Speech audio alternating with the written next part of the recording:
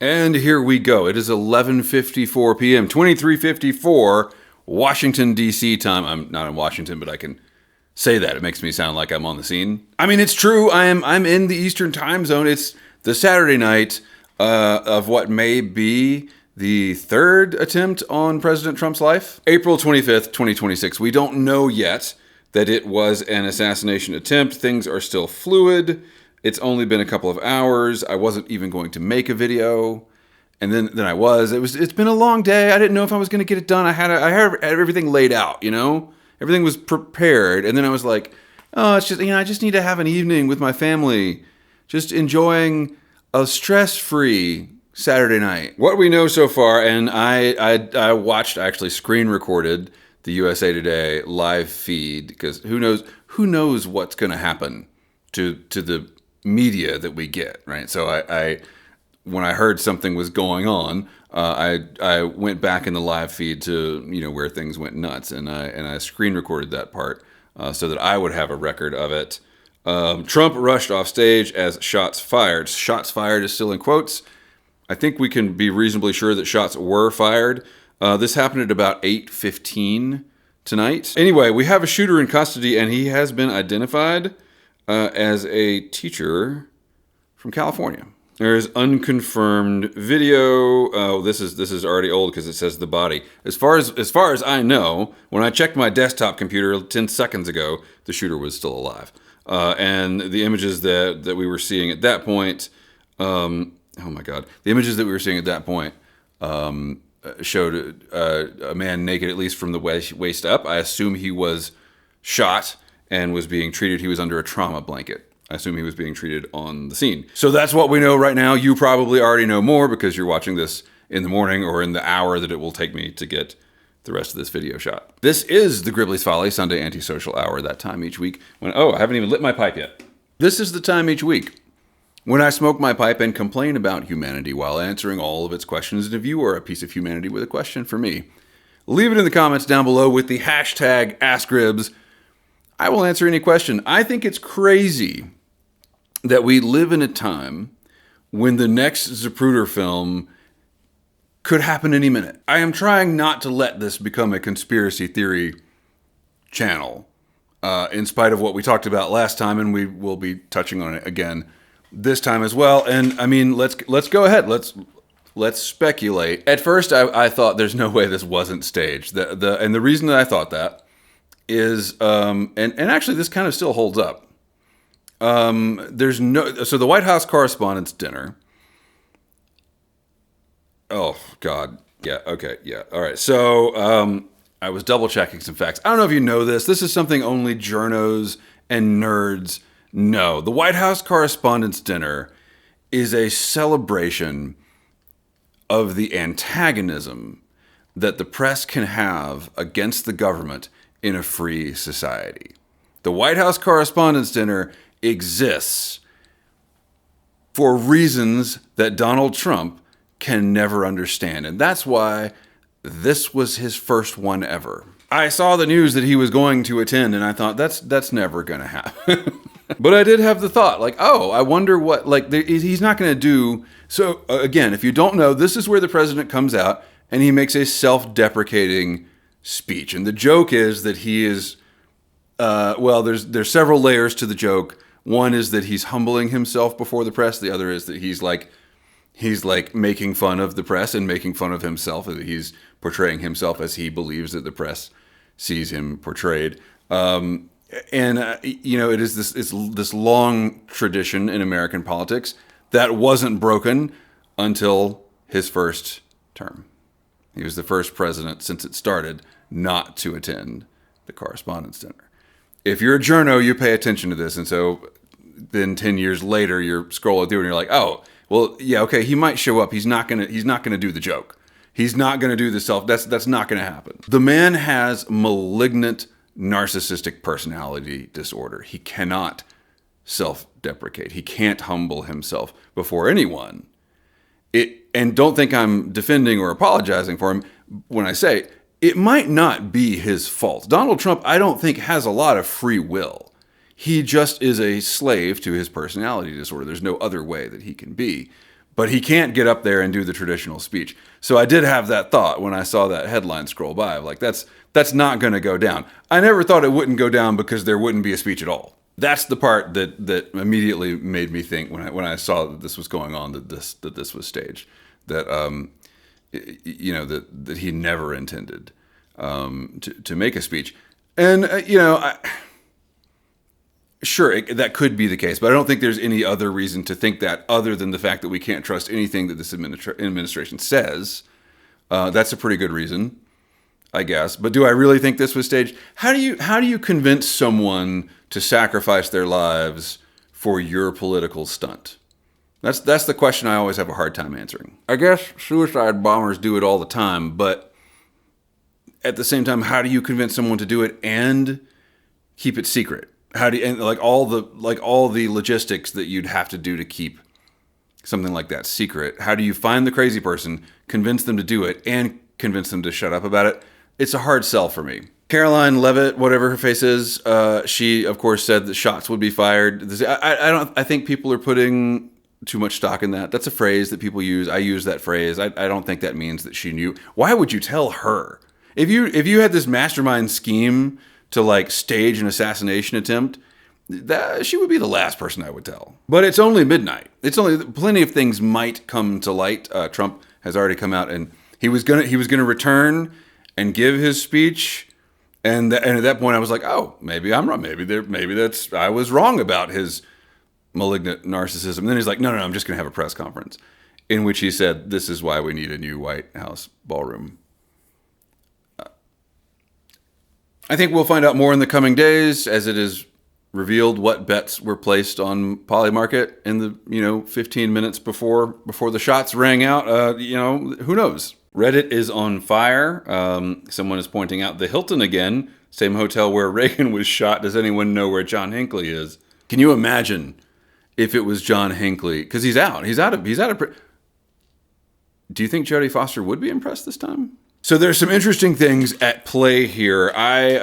This was going to be the main thing that I responded to this week until this happened. Spoiled my plans for the video that I make in my garage every week.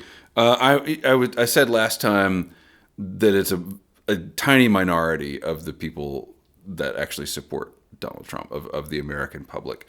And I stand by that, but I think it's debatable. At KCRT4HP says 30% of America still supports the orange cult leader, and those who no longer do would still support another person who takes up the MAGA flag.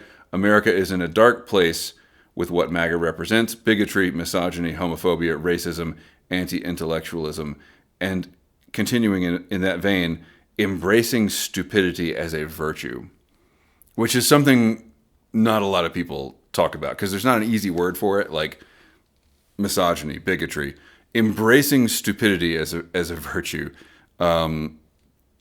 is sort of the Orwellian trick of MAGA. Anyway, the point that I want to make now is everyone, your first thought is, well, this is staged because we have all been conditioned to disbelieve, rightly so. We've all been rightly conditioned to disbelieve the official story. But as at KCRT4HP points out, 30%, if we accept that number, still support the guy. That means 70% hate the guy. Would it be that surprising if someone really did want to assassinate him? So it's an interesting place to be when the president's own deception, his propensity for, and maybe even inability to change from the character of a liar. That's the thing that makes us question an assassination attempt, but also is the thing that makes people want to see him leave office by any means necessary. This is not a good place to be. This is not, we were better off as a society before Watergate when we still trusted the president. We were wrong, but we were probably happier. By the way, just for the record, I do not want to see Donald Trump leave office by violence. I want to see Donald Trump have a long and healthy life behind bars after a fair trial. I mean, it literally can't happen because of the Supreme Court ruling and the way the Justice Department is captured by the fascist administration. That it's not going to happen. That's just what I want. I'm just saying what I want. That is what I wish for when I blow the candles out on my birthday cake. The psychedelic primate says, what are your thoughts on psychedelics? I don't really have a lot of thoughts on psychedelics. I think most people don't have a lot of thoughts on psychedelics. It's more, you have hallucinations when you're on psychedelics. I think that's how it works. Benadryl gives me hallucinations, and that is why, and it's not a psychedelic. Benadryl is not a psychedelic. And those hallucinations are so disturbing, as we discussed in the 2 videos ago now, that I am not too keen to try things that are actually supposed to give you hallucinations. To answer the spirit of your question, my knowledge is low. I have a low degree of knowledge on this subject, and my understanding is all these drugs that we thought were for filthy hippies the whole time are actually for solving PTSD and depression. I think that's what we're learning now, is that they're really useful in pulling people out of these black pits that we can get in.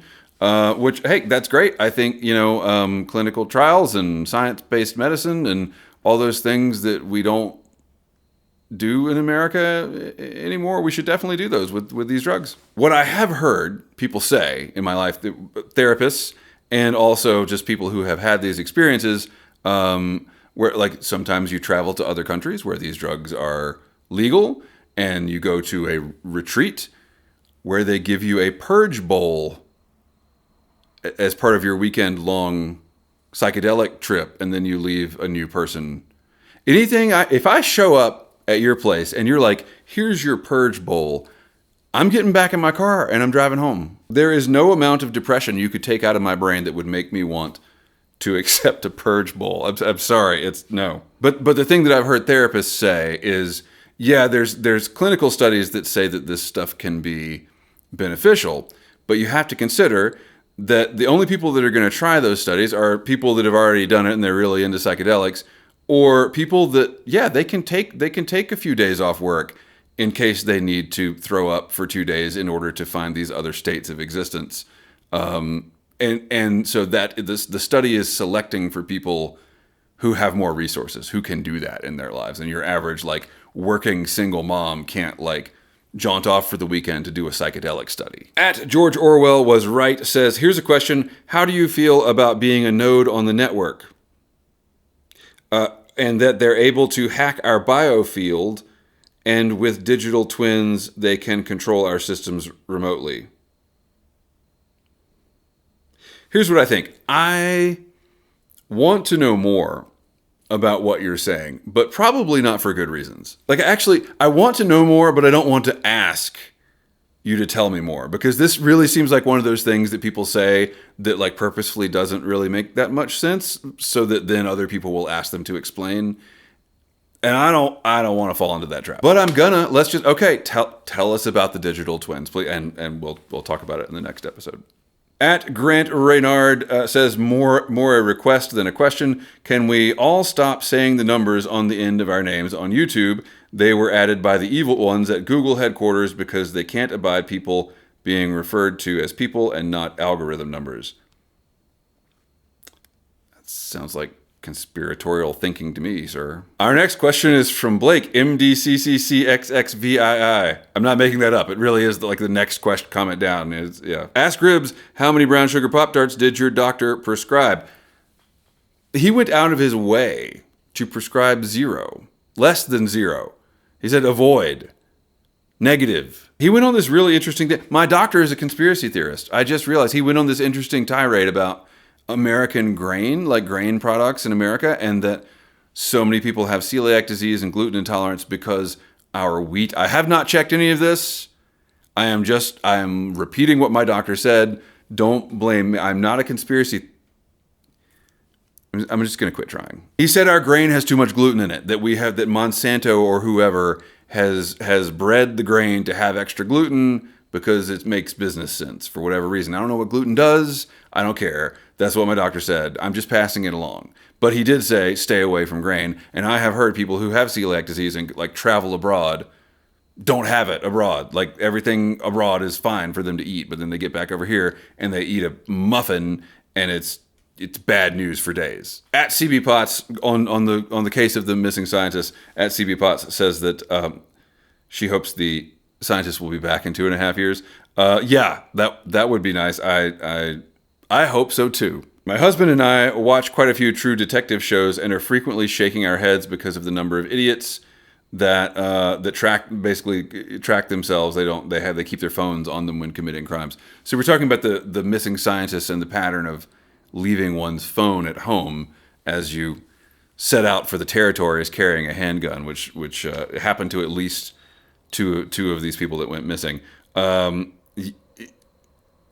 these are smart people.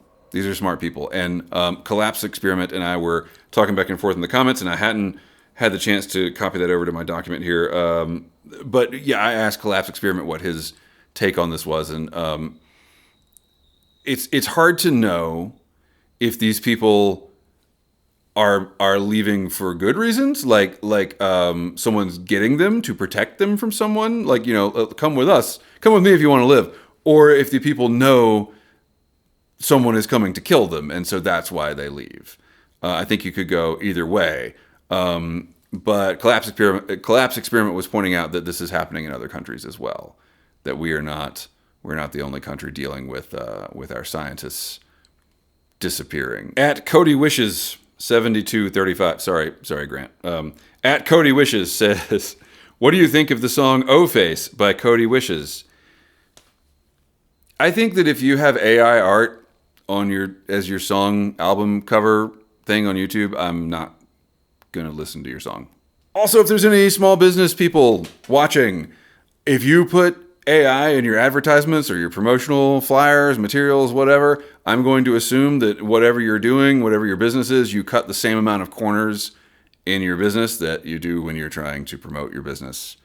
And I'm not going to shop there. Like if my dentist sends me a graphic of an AI tooth being worked on, that's the last time I go to that dentist. Seriously. Like, that doesn't tell me that you have a rigorous attention to detail. And we'll talk more about that coming up as well. Probably not in this episode. Al Molitar asks Gribbs, what's worse, thinking you're the Messiah or pledging to destroy a civilization? Pledging to destroy a civilization, that's worse. That's. I mean, plenty of people think they're the Messiah. That's like a common delusion that people have. Their psych wards are full of these people. They don't all pledge to destroy civilization. You can be crazy without being evil. Bracky Newton says spreadsheets are the way. It's true. It's true. I use spreadsheets for everything. Great stuff. Keep going. Never leave the house without your phone. You know what? If you see me leaving my house without my phone and carrying a handgun, you can assume I know there's an assassin coming to kill me. If you see me leaving my house on foot, if my fat ass is walking away from my house with a handgun, there's definitely an assassin coming to kill me. At The Painting Piper asks Gribbs, what did Obama do to the price of corn cobs? I know that you are making a joke because you think that I am making a joke and this is all happy, laughy, ha-ha fun time, right? But I've become the thing that I swore to destroy. It's a conspiracy theory. Look up the perverse incentives of ethanol in fuel, and then go over to Scott's channel, Aristocob, and look at the sizing issues that Missouri Meerschaum had a few years back. Actually, I don't know if these are connected, but we're going to pretend they're connected. That Missouri Meerschaum couldn't get the corn cobs big enough to make pipes. I mean, think about how big like when you eat an ear of corn on the 4th of July, think about how wide that ear of corn is and how wide your normal Missouri Meerschaum legend is. You have to have a pretty big corn cob to make even the smallest corn cob pipes. When you're dedicating most of your corn, with that I can't support that it's most. Just stick with me, bro. We're vibing here. When you dedicate most of your corn production to ethanol, then those of us that smoke corncob pipes are left in the cold. And it really is a perverse incentive because you spend more energy making the ethanol than the ethanol can give you. That ethanol is not a good fuel to run in automobiles at scale. You would be better off leveling your cornfield, installing solar panels, and hooking up your swastika to it, but no one wants to do that because we're already paying all the corn farmers government subsidies. I can't support that either. I don't have any evidence. I don't have any evidence for any of that. But deep down, you know it's true. Don't lie to yourself about this. Obama set out to King Charles us with he didn't want any more corncob pipes after 2009. If you were born in 2000, what the hell is Britain do? All right, we're gonna have to end this video here. We've been recording for a few minutes now. Let's see what the latest is. Has anybody else noticed that the Drudge Report they're not as on it as they used to be? I know it's sold. Matt Drudge is no longer the grand poobah over there. Yeah, there's nothing new. At this point, though, I will say, by the time I started the video, they had identified the shooter. I didn't want to say the name that they had come out with because I didn't want the guy to get Richard Jewelled, but it's still the same name. Cole Thomas Allen, 31, from Torrance, California, near LA. That's also where the Red Hot Chili Peppers are from. And you know who loves the Red Hot Chili Peppers? Kamala Harris. During a press conference, Trump described him as a sick person, a very sick person. He's a lone wolf, a whack job. These are crazy people, sick people. The sickest, bigly sick. Do we even know? I am not convinced, not to cut through my own conspiracy theory shtick here. I'm not convinced that this was an assassination attempt. I mean, what we know is a guy ran through a checkpoint and started shooting. And there were reports, I believe Wolf Blitzer made a report that he was shooting randomly.